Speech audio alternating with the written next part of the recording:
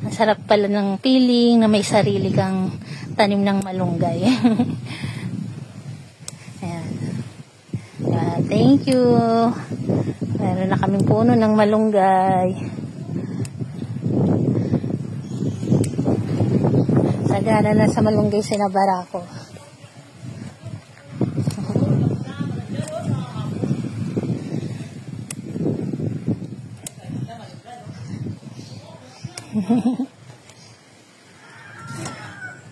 Tatay ko na masyala kami doon sa lupa, oh.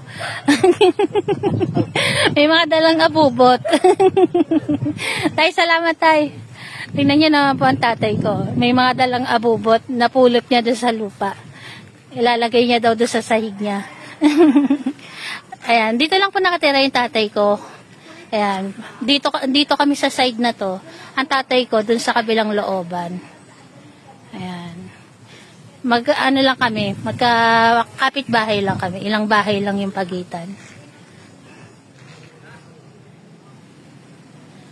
Ayan, nandito tayo sa lupa namin. Binisita ko kasi pinagmamalakingan ng tatay ko na binunot nila yung damo.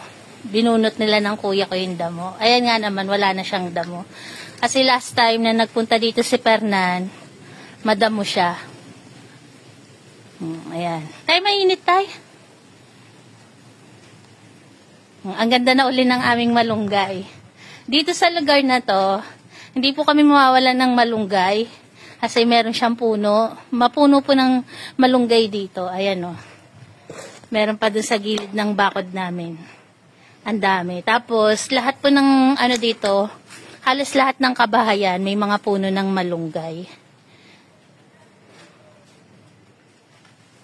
Eto, pinuntahan ko na kasi nung isang araw pa nangungulit ang tatay ko na bisitahin namin yung lupa namin dahil nga nilinis niya. Eto, pinuntahan ko na. Nabunot na nga naman nila yung damo. Hindi pa siya totally malinis yung mga, kasi may nakapansin na sobrang makalat. Ganyan lang po muna siya. Siguro malilinis po yan kapag nasimulan ng ano. Pag natambakan, tapos nasimulan na siyang i-construct. Ayan, buhay na yung aming malunggay. Yung papaya ni Papa Fernan, buhay na rin. Yung guyabano. Yung avocado tayo hindi nabuhay, no? Ayan, yung avocado po hindi, hindi nabuhay. Tapos yung mga alokbati ni Fernan. May katabi pang mangga, oh. Ayan, alokbati ni Papa Fernan, oh.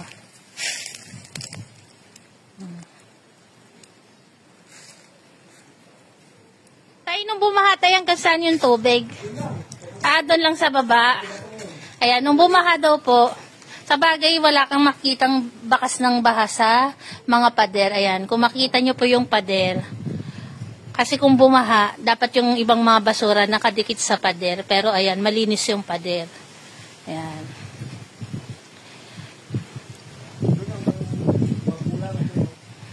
Hanggang doon lang. Ayan, sabi ng tatay ko, nung bumaha, hanggang dito lang daw sa baba ang tubig. Kasi kaya ganun po na hanggang dito sa baba. Kasi dito yung takbo ng tubig dahil meron siyang kanal. Ayan yung kanal.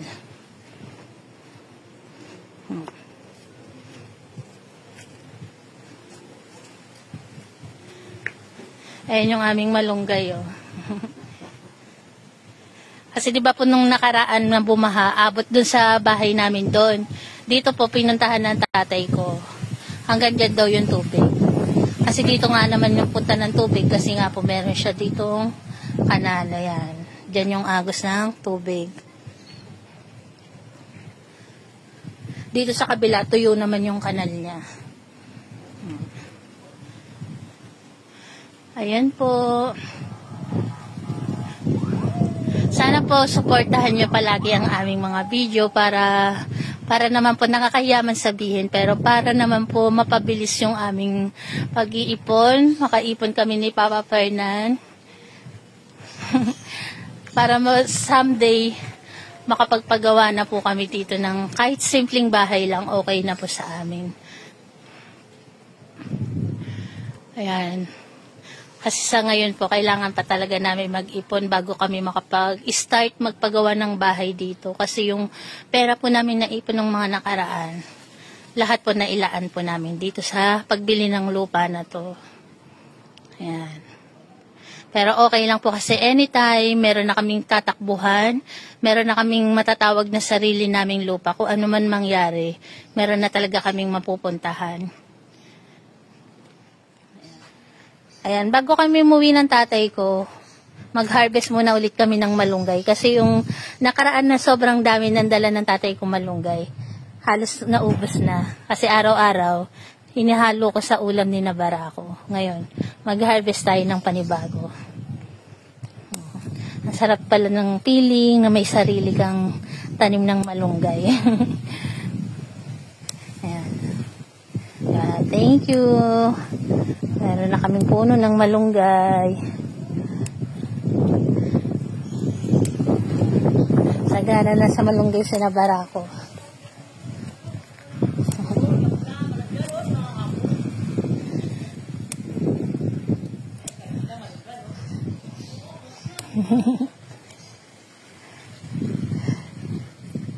Harvest tayo ng malunggay namin.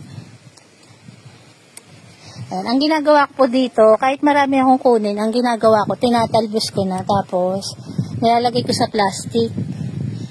Tapos saka ko lalagay sa rep, hindi siya nalalanta. Kahit ilang araw siyang nasa rep, sariwa pa rin. Basta pag hinimay ko, babalot ko na agad sa plastic. Hindi siya nalalanta.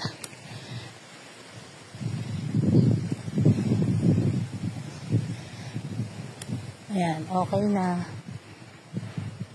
Okay na, wag na natin masyadong simutin.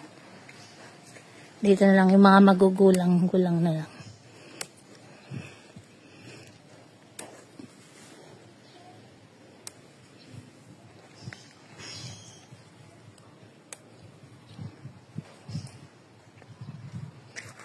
Lipat tayo dun sa kabila.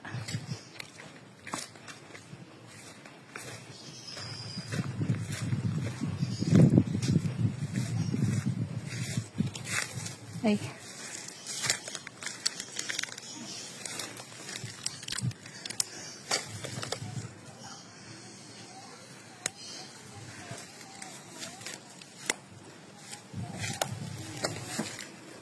Medyo mataas na siya.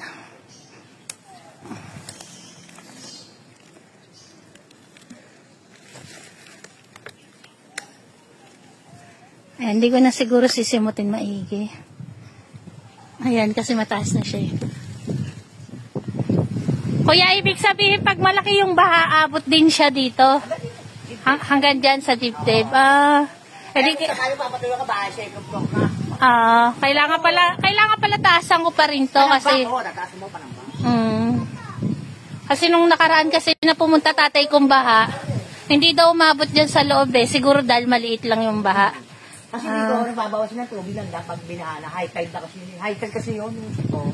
Nandito magdibdib. Hanggang dyan po. High tide na yun. Ibig sabihin, aabot din pala dyan sa may loob na yan. Kasi po, ang isa pa, pinagdadayuan na ng bambang. Ito, ilog. Diretso na ilog yan eh. Pag ano na yan, butas. Linggo to, ano yan, Green Town, Tuklong, isang baksakan lang yun. Kaya pala kayo nagdilis ka, nakita ko nagagawin kayo dyan sa harap. Kasi may tropa ako, tinatanong kung pwede parentahan to. Sabi ko, hindi ko alam sa may-ari pag nakita ko. Sabi ko, hindi ako pwede mag-desisyon. Yung makakita ko, hindi ko alam. Ano, magpipinta lang ng mga sasakyan. Yan nga lang po tatayuan kasi namin. Lilipat kami dyan kung... Oo nga, tama. Hindi, saka kailangan na po talaga namin. Hindi, magtalong-talong ka muna kayo ng halaman dyan, ng mga talong-talong. Maganda rin, lupa. Tapos hindi pa nagagamit. Kailangan pala taasan yan pa. Yan yung basura niya ang galing sa bahaho yan. Wala nagtatapon ng basura ho yan. Kasi pag binahan na dyan, titigil. Ayun na, may TV. O, nagulat ako, may TV. Binaha. Ay, ang tayo dyan. Ay, TV, binaha ng mga bata. O, may mga bako. O, sapa, binaha ng mga bata. Ay, mainit tayo. Amon na muna yan. Tatay mo yan. Biyahe tayo, sila binakayan eh. Di ba, binakayan yan. Tama na yan tayo, ang init tayo. Uwi na tayo. Maabot pala siya pag sobrang laki ng baha. Sabi nga po nung magiging kapitbahay namin dito. Pag sobrang laki ng baha, umaabot siya dito sa loob. Kaya kailangan pala talaga, tambakan namin to. Pero pag hindi naman kalakihan ng baha, hindi siya umaabot dito. Ayan, sabi niya, yung mga basura na yan, dala yan ng baha ng mga nakaraang taon. Kaya meron siyang basura dyan. Hindi naman daw nila ito tinatambakan ng basura. Kasi daw dito nga yung punta ng tubig kapag bumabaha dahil meron ditong agusan ng kanal sa labas. Uwi na tayo. Kami po ay uuwi na ng tatay ko. Meron pa pala kami malunggay doon hanggang doon sa gilid. Ang dami namin puno ng malunggay. Hindi kami maubusan ng malunggay. Kasi ayun po sa gilid.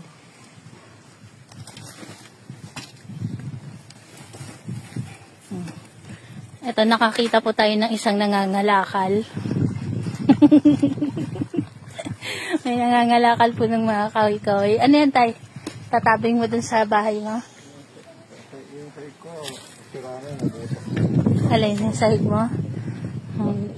Namulot pa ng mga tatay ko, pang tapal niya daw sa sahig niya.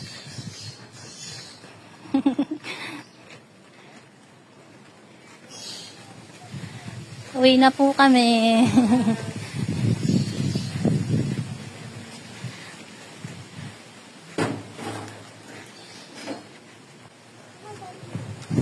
Ayan na tatay ko. May uwi-uwi pang mga tabla-tabla na napulot niya. Pati kahoy. Tatay.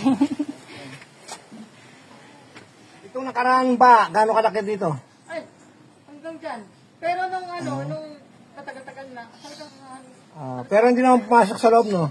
hindi naman. Oo, kahit na. Hanggang dyan. Kasi raw, kaya naman nagtubig dito, yung nanggaganda sa Pogi Street.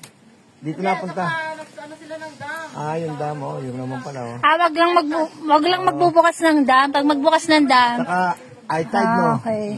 Taas lang ng poste, pero okay na siguro. Hindi naman siguro. Oo, hindi man abot dyan. Taas lang yan, no? Dito sa labas, abot. Oo, dito sa best pag natin. May bakod na. Nung nakaraan tayo, hindi umabot dito. Hindi raw, kasi yun. Ah. Yan lang daw. At saka pagka ko niya, platado yan para... Siguro yung sinasabi ni Kuyang mataas, nung mga nakaraang taon na, tagal na. Nung mga nakaraang taon na sobrang laki ng baha, siguro.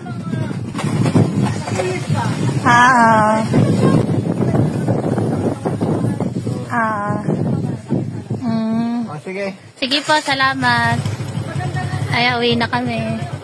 Namumunga ba yung mangga kaya? Namumunga? May bunga yan tayo nung nakaraan eh. Ay, nawala oh. Salamat po.